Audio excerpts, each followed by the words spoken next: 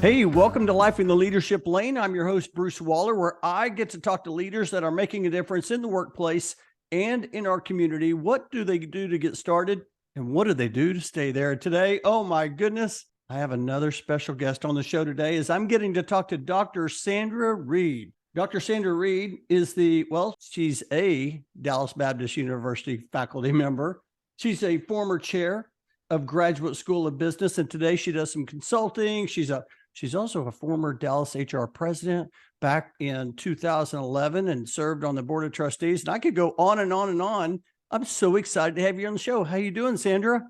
I am great. Thank you for inviting me. This is the who's who of the world here. You have the greatest podcast, and I'm one of your number one followers. So thank you for inviting me to be here. Thank you so much. I've had you on my list to bring you on the show for a long time, and I'm so glad to have you here and to share your story. I always like to start the show off with when I met or when my guest came in my path. And for you, we served together at DallasHR. You were the president in 2011, and then I came right in behind you in 2012.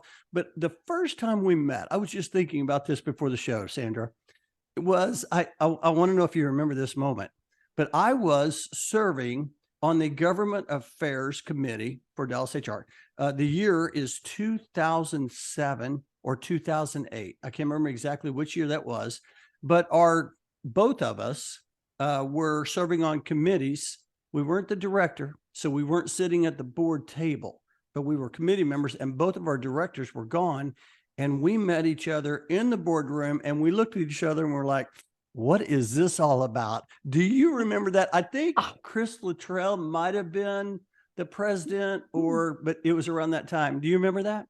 We both had the deer in the headlights kind of look. Of course, I remember. Like, what are we doing here? But we knew where to get started, and we bonded right away. And the rest is history. Yeah, I remember. And we've been friends for many, many years. Long time. And yeah, so we served together on the membership committee. Then, of course, both served together as board of trustees. And then I've had the opportunity to come out and speak at your school for a few times and just have learned. And you've been a great mentor for me. And so, again, I'm glad to have you on the show. And hey, I want to kick this off.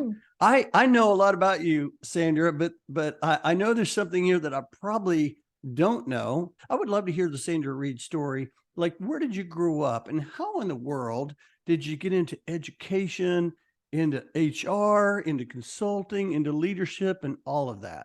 I was born in Fort Worth, and although that has always been my home base, due to employment within AA, I was in Miami, New York, Nashville, and other various cities throughout my career with them.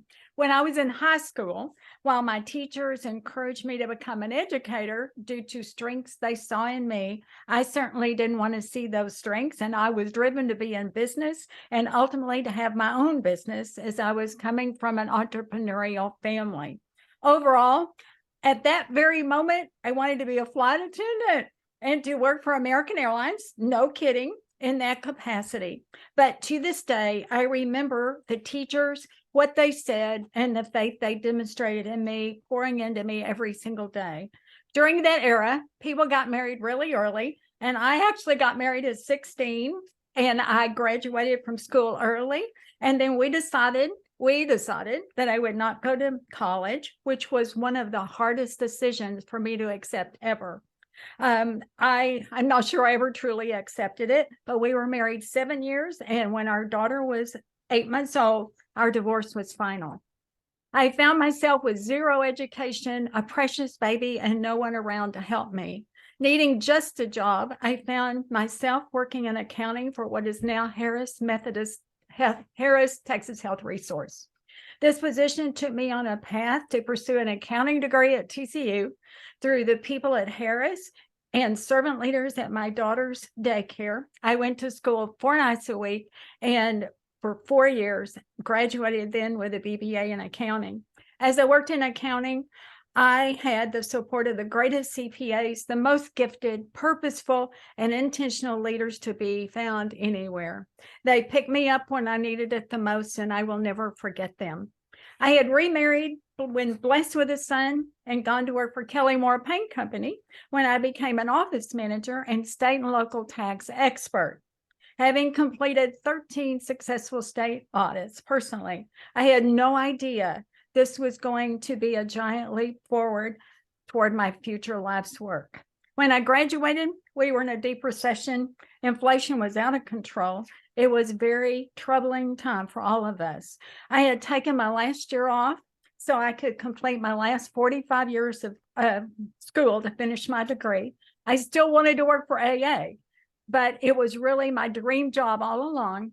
But they didn't hire married people to be flight attendants. So it felt that, and they felt that it was just, I felt it was no longer possible.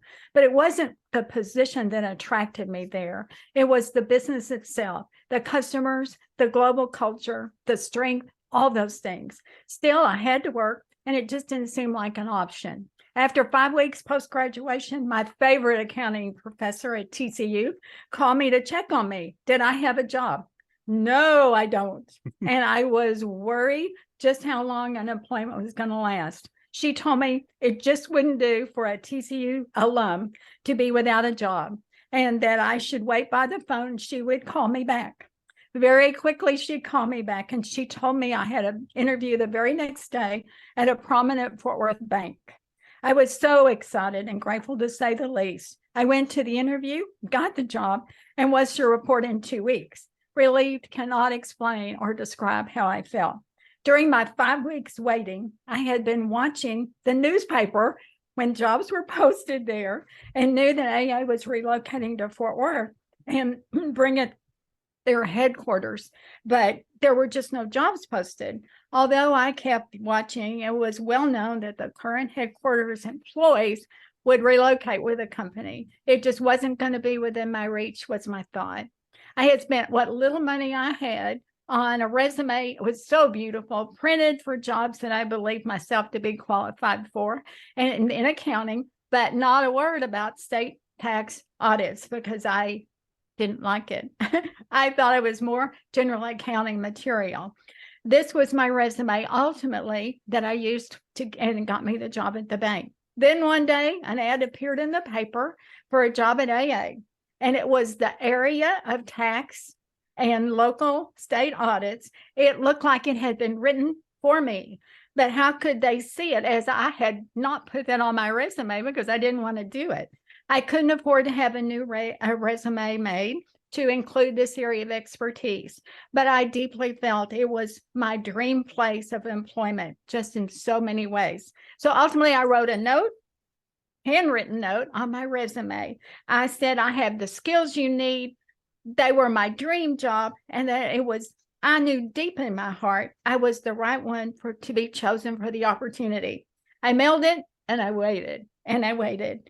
And eventually, I was interviewed along with lots of others, but more waiting. The call came from my professor, and it had been over a month from AA's interview with no answer. So I accepted what I thought was defeat and agreed to go to work at the bank in 2 weeks.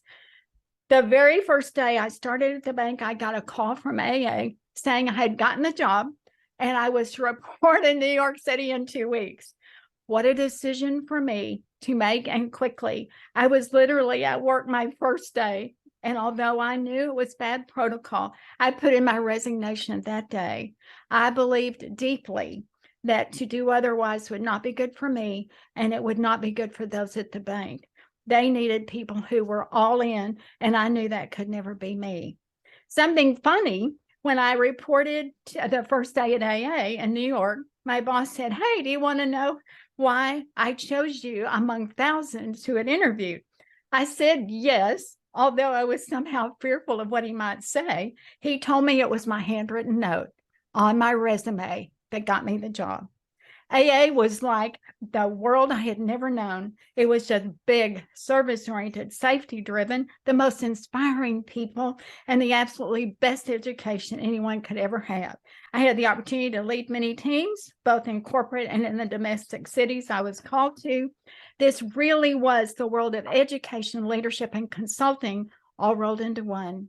Not only was I responsible for training lots of people, I had various high-profile projects, such as integrating the South America routes into the AA system when we purchased them from Eastern. A year full of lots of moving parts, heavy responsibility, and the best people on earth to work alongside. I had the opportunity to become part of the best network of people who took me along on their career journeys. They taught me. They gave me confidence. They helped me know how to make mistakes and to work my way through them, in addition to igniting in me a deep need and sense of lifelong learning. And all those things, it was about loving and serving others to be the best they could be, because only then could I do the same.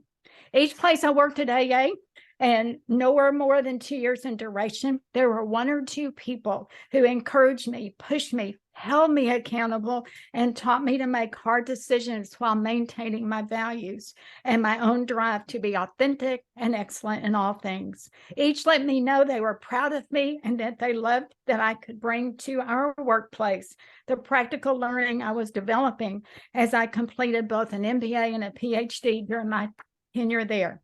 It was the best place on earth. Oh my goodness. I have chills.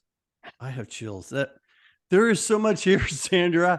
I want to dive into a couple things as you share your story. The first thing I wrote down was the word resilience. And I love how people talk about when they have dreams. And a lot of times, just it's pushing through. Like if John Maxwell once said, if it's your dream, no one can talk you into it and no one can talk you out of it. I know there's some John Maxwell fans out there, but I think about that all the time when it's really your dream. Like you're just going to just keep.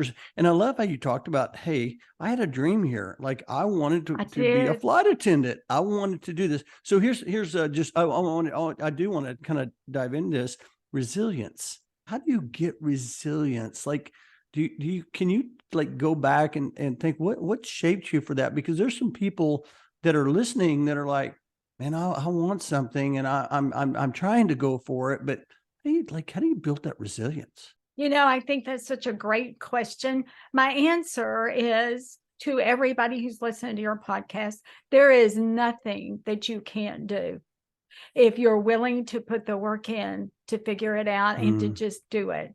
My father told me years ago, and that's in my story along the way, he told me when I was really little, don't let anybody tell you you're incapable of anything.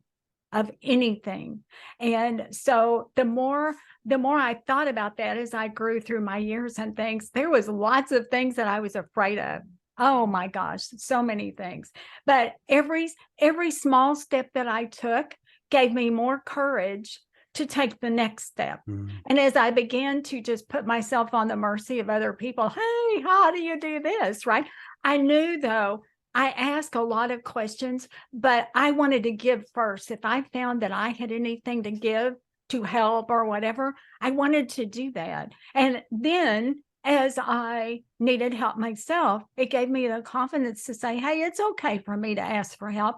Nobody I've ever met knows everything. One thing about, I have to tell you this too. One thing about going to school, it teaches you that you'll never know much of anything because you can't know everything, right? And so what it teaches you is to have confidence about knowing a little and building on it and going toward your strengths. The more resilient I became, and I've called that a survivor instinct too.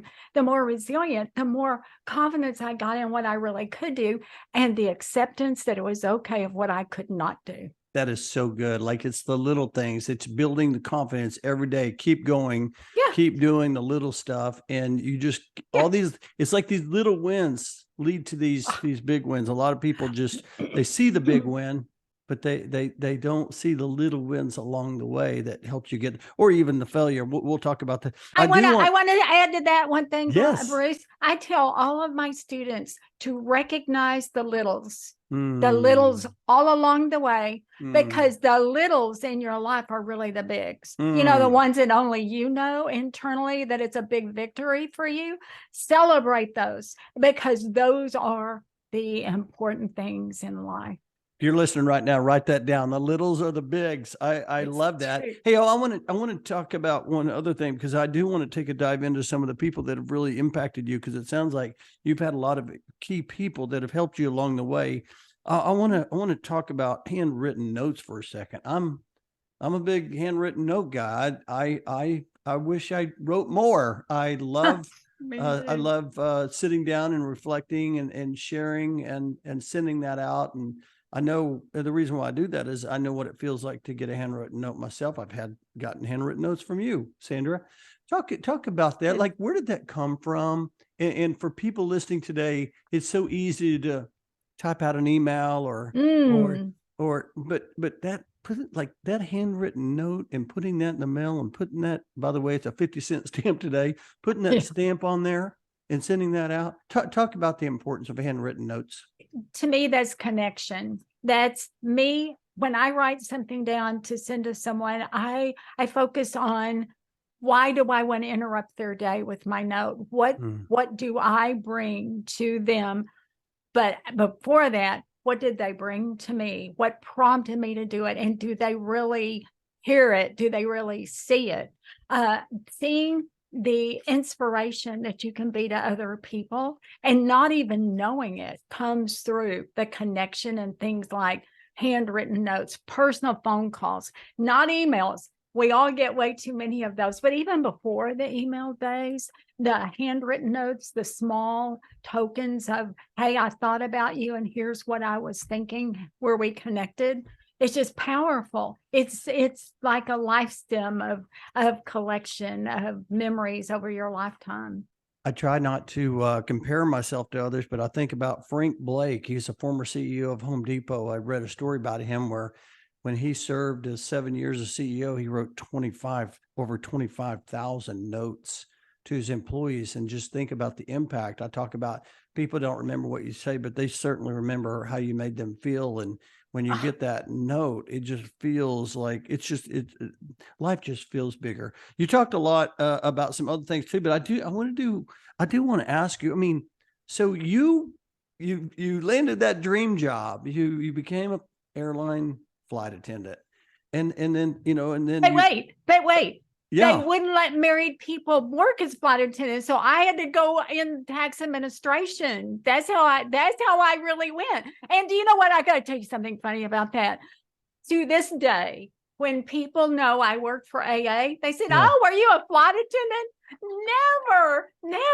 I never was. I don't have the skills to be a flight attendant. They're patient. They're all those things. Not me. I did corporate for 3 years, and then I hit the cities because that's where the real customer was. I wanted to smell the engines, fuel. I wanted to see the people. I wanted to see literally us connect, because it's not airline transportation, not transportation, it's connection that we had, right? I watched military see their babies for the first time, just so people winning their own dream jobs, winning big account, revenue for their future. I mean, so much. So I hit the cities and it changed my life forever. It told me I was all about operations and customer service because I watched the satisfaction on the people.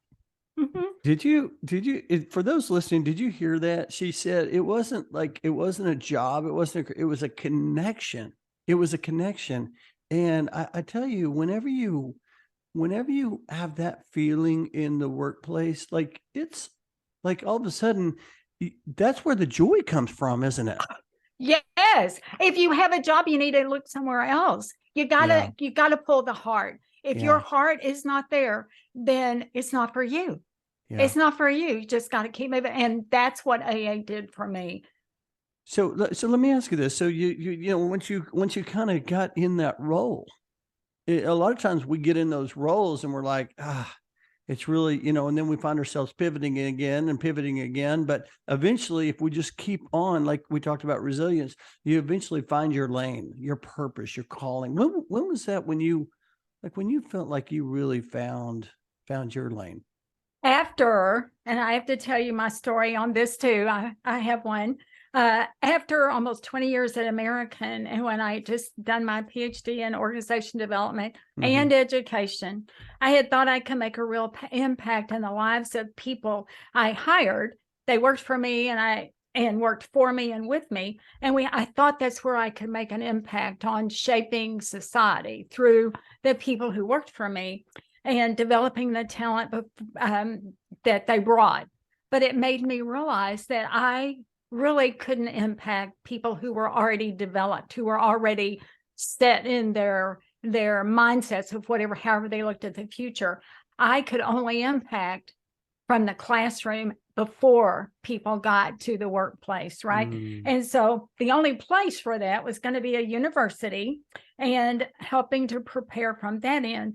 This was a huge aha moment for me. It really was. I realized that my path that I'd lived so far and brought me to that moment, the realization from high school to then was that I had a path next to go to the university. The thought struck me like a lightning bolt. And it was a huge peacefulness, but an awful lot of uncertainty. Here again, I knew the what part, but I surely didn't know the how. And it would be quite a while later before I got to the why. My thinking was I would do it later when I knew the time was right.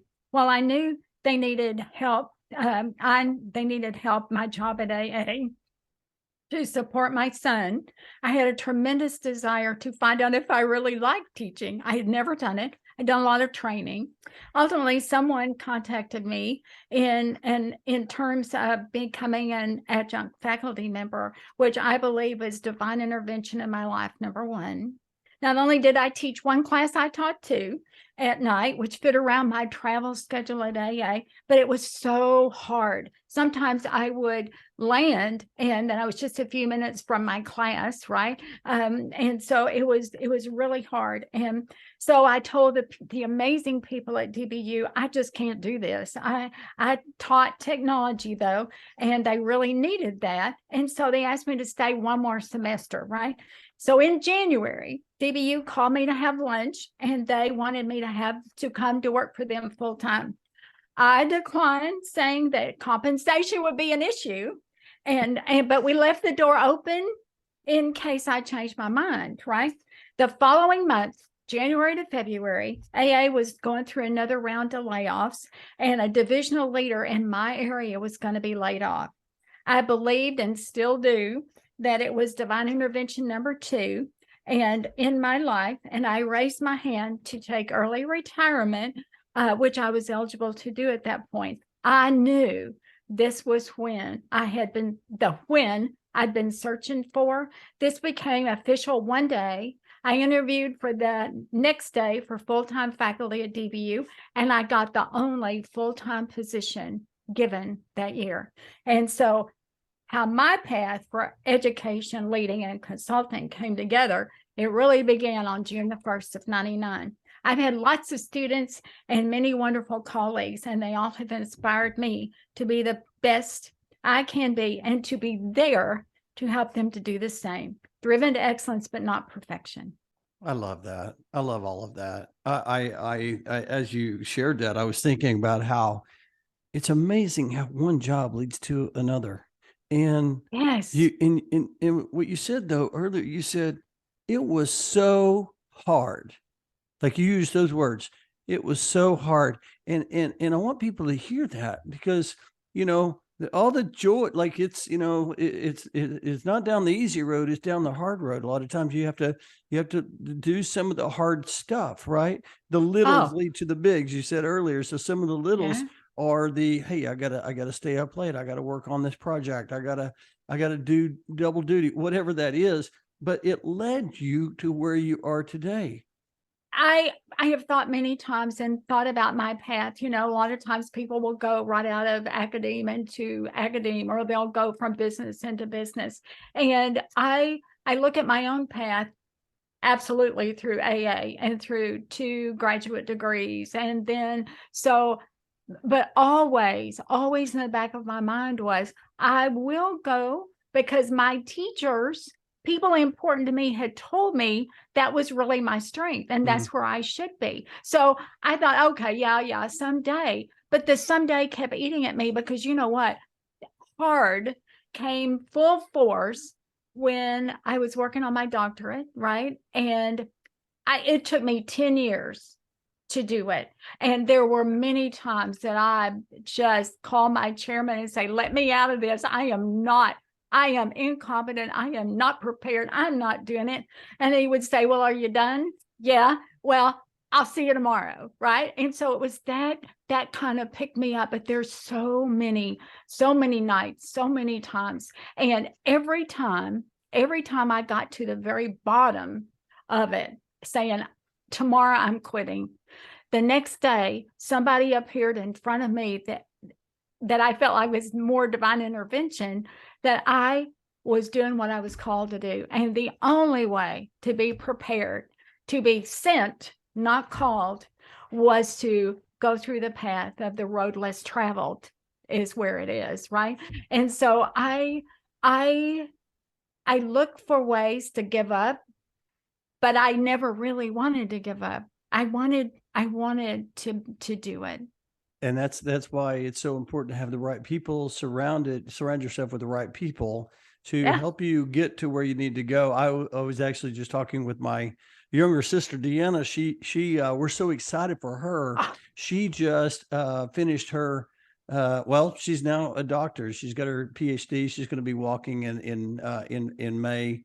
And we're ah, so proud of her. But I mean, the of journey is course. just so long. And I love how you shared, though, Arduous. like you really wanted it, but when you told people, hey, I'm just going to give up, you had the right people surrounded around you to say, we're not going to let you give up because there's so much good on the other side. Talk a little bit about, Exactly. I do like to talk about mentors on the show. I would love to talk about, maybe just share maybe a few people that have impacted you, and what was it about them that helped you get to where you need to go? Um, each of the places where I've been, both at Harris, I had just come out of a divorce, and so I was pretty emotionally devastated. But I immediately started a school, and they helped me. Just a few people in particular, they said, you can do this. We're here to help you. So keep moving. And so then after I did that, and then of course at Killing, all the different places, you end up gravitating toward, when you have this dream that you just want to do. And for me, I knew all along I wanted to be a PhD. I did know that in high school. And all that, as you go toward any of these hard things that you go through, it can be anything, that you gravitate toward people you know are going to hold you accountable. They're not going to let you hide. And they're going to pull that same strength from you because they need it too. It wasn't people just given to me. It was me given to other people because you see that they need it too. The people who wanted me to give up, who wanted me to just say, hey, this is really hard, don't do it. While I like to hear it, I didn't want to hear it because it would be too easy. Time would go by and I could fall into that. So I went 10 years and never watched the TV program. Absolutely. You got to know, you got to know which sacrifices to make, and you've got to make them because nobody's going to do it for you. That's the deal. All the people, even at AA, I had some great people, and I had such desire to go to the field of domestic cities. And so as I voiced that, just a few people would say, hey, we can help you. We got an opening right here. So come on out. Your skills will work just fine. And so it was that kind of movement that you get from connecting to special people in your lives, right? So I have them everywhere. Yes, I do. They say, we're proud of you. You can do this. You missed something on this. Let's work our way back through it. It isn't though it was all roses. There wasn't. I made mistakes, but they helped me know and help me not wallow in the mistakes. Everybody makes them. That's what you have to realize. I didn't want to realize that because I wanted to be perfect, but there's only one perfect, and it's definitely not me. So I think that's really the process. Every single place, even at DBU for sure, there's still people that pick me up. I can tell you who picks me up. It's the student who says, I couldn't do this without you. And it's always, you hear it always at a time that's most important to you, that you need it the most, right? Especially at the end of the semester.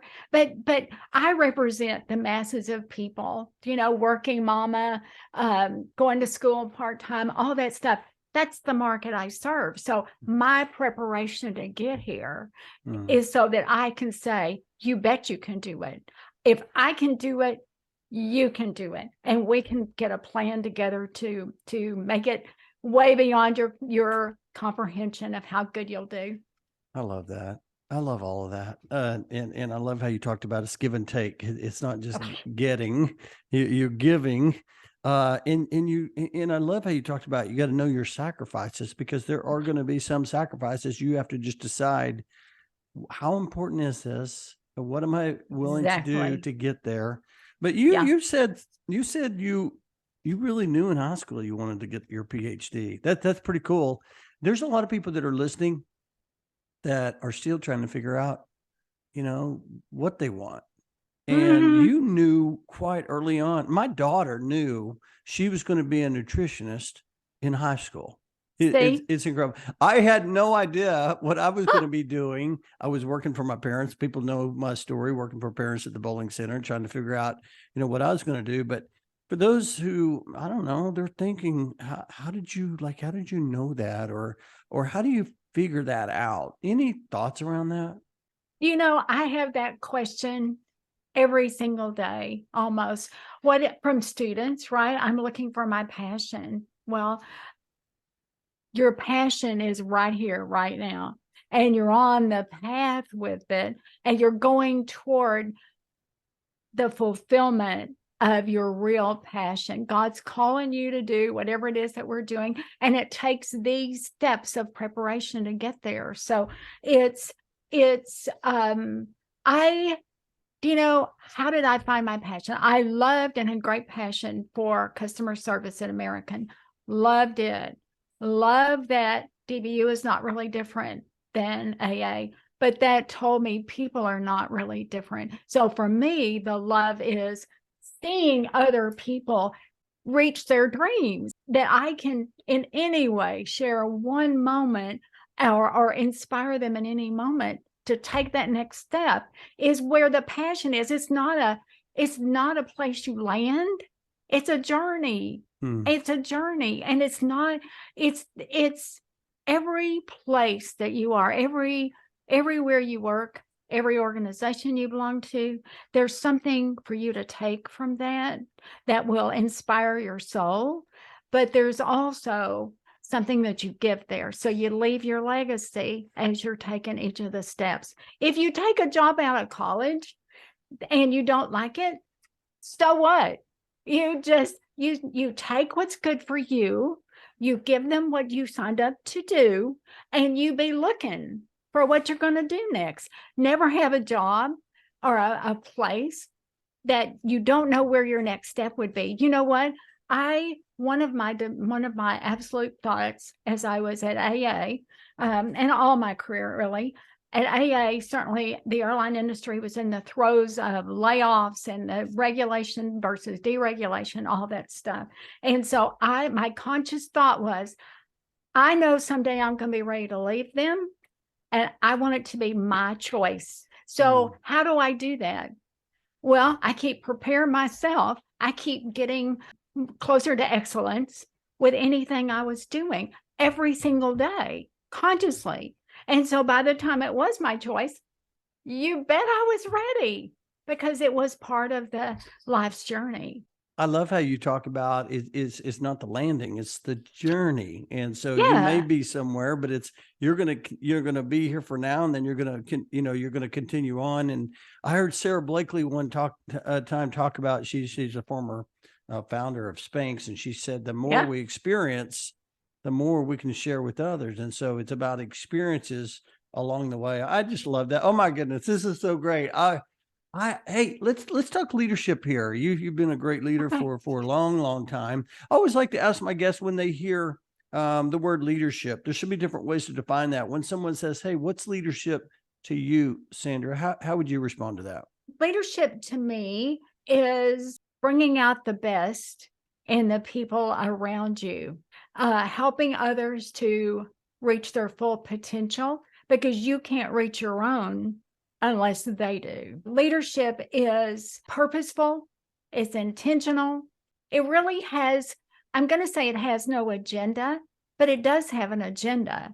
The agenda, though, is toward the outcome of maximizing whatever you're supposed to be doing, maximizing the moment, engaging in the moment, never leaving anything on the table, and helping others to come along with you, knowing that you're never going to reach the end of the journey. As long as you're on this earth, you're not going to do it. And so it's about, to me, leadership is it's serving.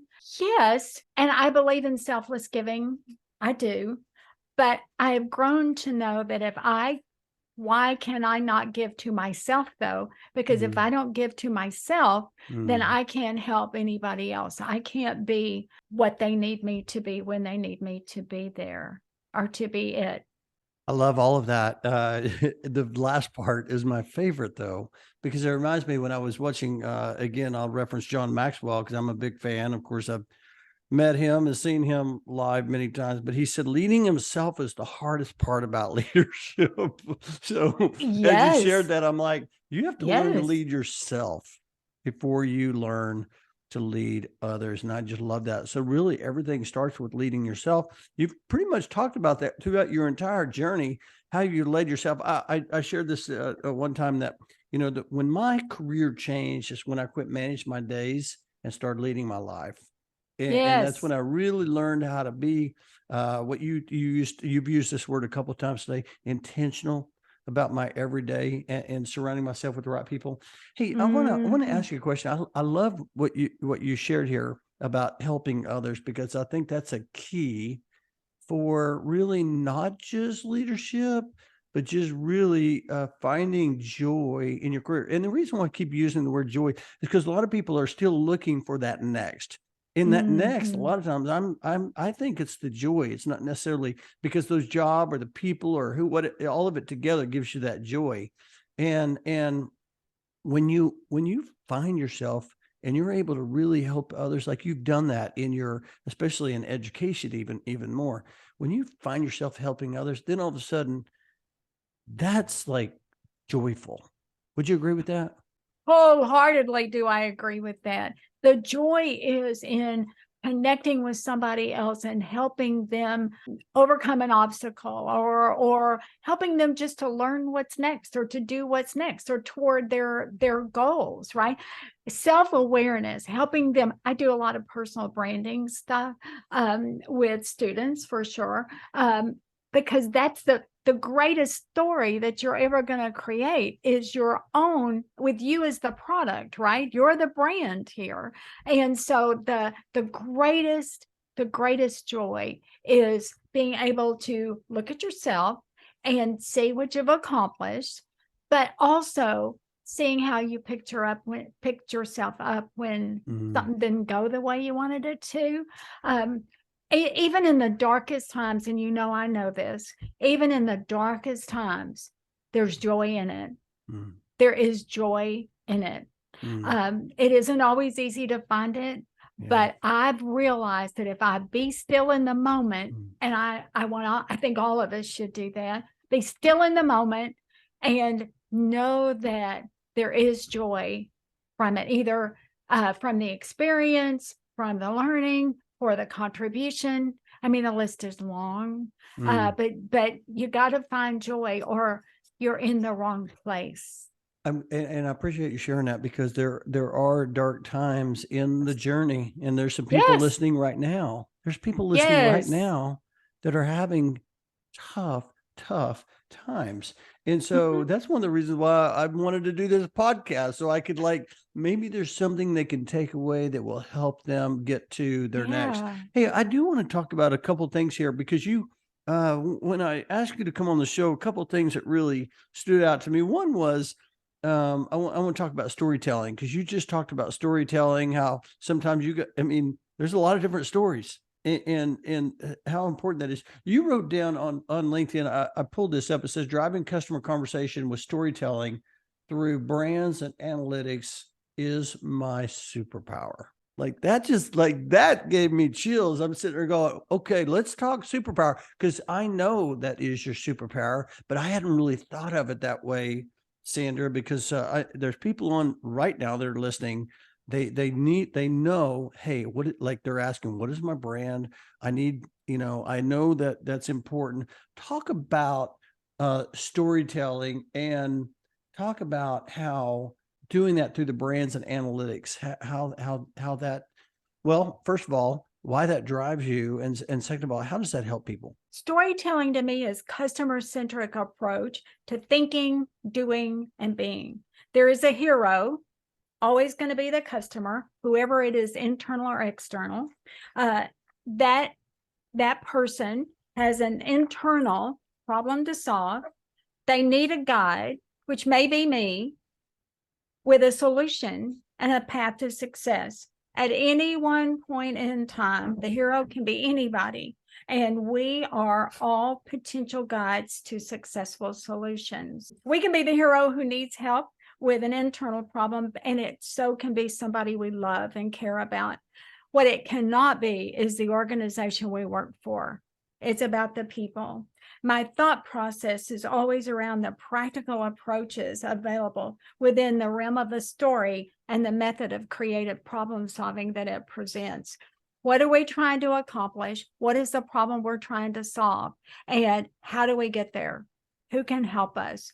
And when I think about it, every business situation, every personal situation is always like a story. There's always a hero, always someone with a problem to solve. And there's always, and it's an internal problem. It's not an external problem, but it's something internally that they need help with. And that is always possible to find a guide.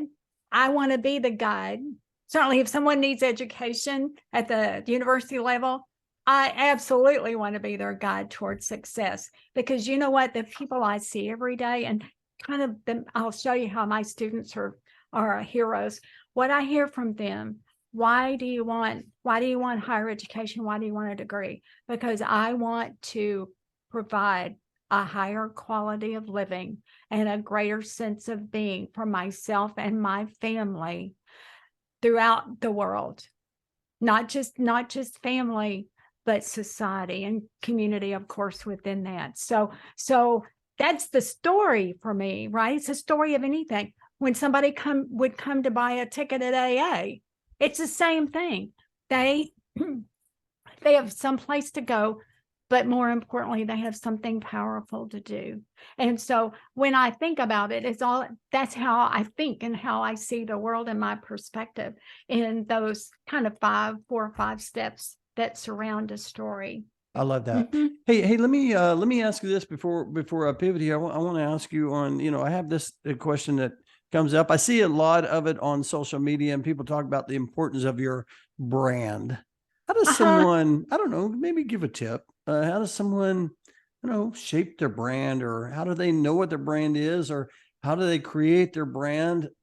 Talk a little bit about that. Maybe a couple of tips for people listening that says, you know what, I need to work on that. Do you know what? That's big. That is one of the biggest things. And I see this every day, because I have people graduating, right? Seniors that are graduating and fearful of what skills they bring to the workplace and what to do. So my strategy would be, go through a personal branding process. The guru of personal branding is William Arruda, Aruda. Love his work. He's very practitioner oriented.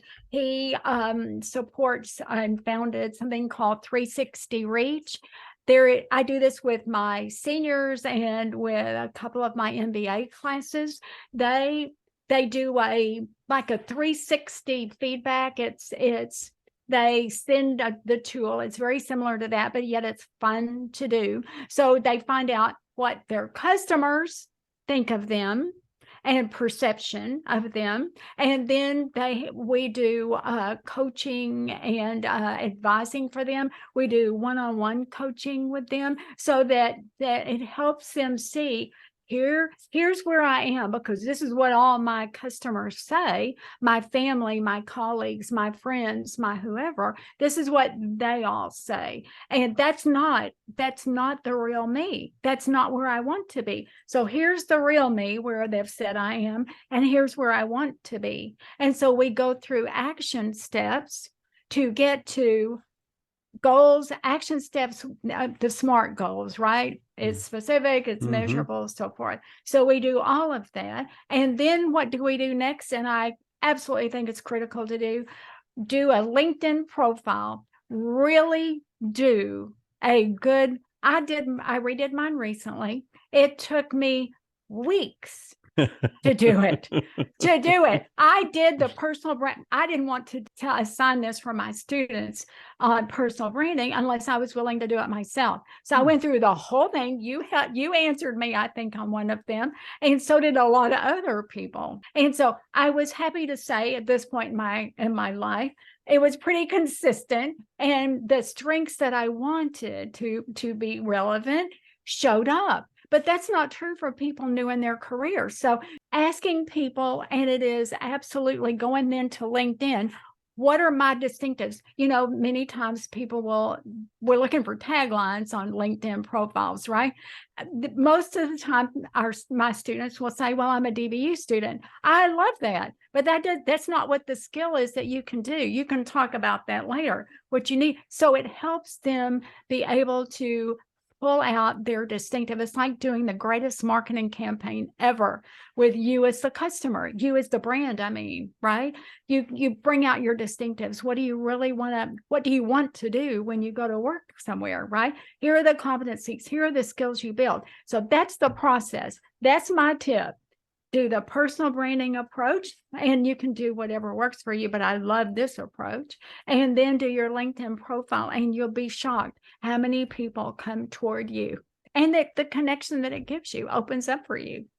That is so good. I love that. I appreciate you sharing that. There's going to be a lot of people that are, I think they're like writing that down. They're like, oh man, William Arruda, I need to make sure that I've got that. So I'm going to put your link in the show notes so that way people can connect with you and get more information on that. I think that'd be amazing. I told you when we started this podcast, the time was going to fly. I want to ask you one other question before we get to it's time to accelerate. And I would like to ask you a question around advice. You've been probably given a lot of good advice over your career, but is there any advice that it was just so good that you received it? You just find yourself sharing that often with others? The advice was never give up. Always keep going. Stay with your dreams. Don't give up on your dreams. That's what I was told. That's what I did. I also say my advice is don't worry about whether the path is traditional, what everybody else would take from going A to Z. It doesn't matter. Your path is your path. And if you're growing and developing and all that stuff along the way, then that is the right path for you. I love that. Oh my goodness. It's your path. You just got to keep going. Your lane. Bruce, I should have said that. It's find your lane, the lane that creates all the good for you. And a lot of times it's going to have a little failure in it.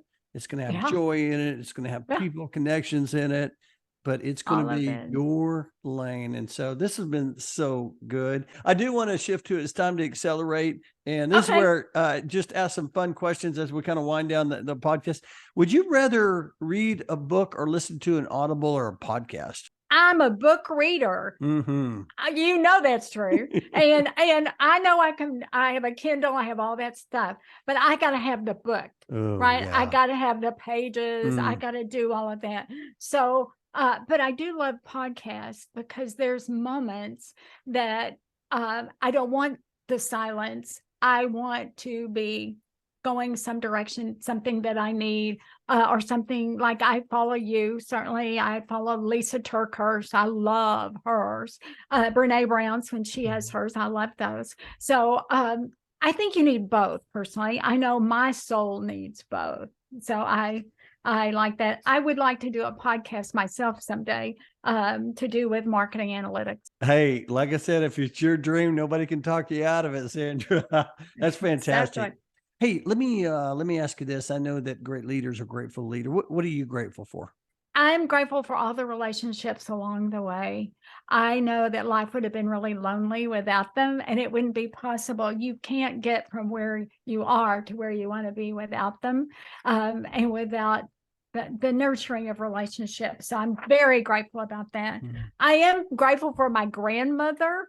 Do you know, she taught me how to love. She taught me how to serve. She taught me to be a believer. And she taught me how to really work hard. I mean, to really work hard. And for my father, who I mentioned before, who told me to never let anybody tell me I was incapable. See, that's the key word. Don't let people tell you you're incapable of doing it. It was really from him that I learned the art of storytelling, which I wish he was alive so I could tell him that. So that's what I'm grateful for. People. Well, I know he'd be very proud of you. I hope For so. sharing that. Yeah. And by the Yeah. way, I'm like grandmothers are the best. I've learned so much from my grandmother as well. So I appreciate you sharing that. That's so good. What energizes you? Students, for sure. By people who overcome obstacles that they face and they still make impact. I love that. I'm greatly energized by that, humbled by that, because that's many times I'll say, I got nothing to whine about. Look at this big obstacle I've never faced. And they made it through. So that energizes me. I'm probably going to add a couple of things because we've texted each other when TCU's been playing sports and you're a big sports fan, I know, and of course the Patriots. They were great doing baseball team, right? Oh my goodness! But also, you love taking photographs. Oh, thank you for that. Do you know, I do love that. And it's about the story. I mean, but it's about the story and what everybody has a different story when they look at the photos I take. Yeah. But you know what is really great about it What's that? is I compete with myself. That's all. It's just me there, me and God, right? And I only, if I get better or not, I'm able to look at and I describe what's better for me is a victory that I just made, right? And so the photography has been nurturing to my soul forever. So I do love that. Yeah. Oh, I've seen some of your pictures. That's why I wanted to mention it. It's so good. Hey, Thank you. final question of the show. Probably one of my favorite questions. Sandra, 10 years older, is around the corner. She's knocking at your door. You're going to go answer that door. What's she going to tell you? It kind of goes toward what I've said, but that while my path has not been the norm, it has been and will continue to be the right one for me. I am called to do what I do, yes, but how I handle what I face along the way is a preparation I need to be sent wherever I'm sent. That's a wise, Period. wise 10 years older, Dr. Sandra Reid. This has been very inspirational. I'm so grateful for you coming on the show and just sharing your perspective. Hey, for those who heard you on the show today and they want to learn more, maybe they want to learn a little bit more about some personal branding or a little bit more about your story. How's the best way for them to connect with you? Certainly they can find me on LinkedIn. Good. They can. They also, I'll give you my Sandra Reid consulting email. It's just Sandra@sandrareidconsulting.com. That's fantastic. I will put that in the show notes. If you want to connect Thank you. with Sandra, you just click that link, send her a note, let her know you heard her on Life in the Leadership Lane. That makes that connection so much quicker and deeper from the start.